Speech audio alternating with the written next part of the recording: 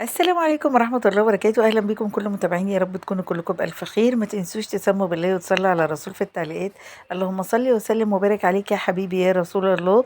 النهاردة جايبة وصفة تجنن، تحفة خطيرة، من غير زيت، من غير سكر، من غير أي دهون.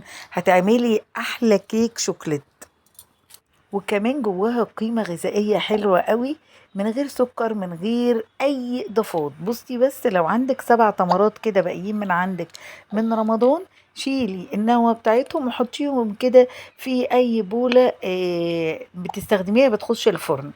حطي عليهم معلقة من البيكنج باودر وبيضة ورشة فانيليا و3 معالق من الكاكاو الخام، اضربيهم بالهاند بلندر، ولو عندك شوكليت شيبس حطيه. دخليها في الفرن تلت ساعة بس وهتطلع قمر وتحفة. عايزة اقولك انها مغذية قوي قوي للاطفال، جميلة. ده غير ان هي مسكرة، وطعمها تحفة، من غير ما ضفنا سكر، من غير ما ضفنا حاجة. يعني وصفة صحية، وصفة فيها كل المميزات، مش مكلفة خالص، وبألف هنا وشفا.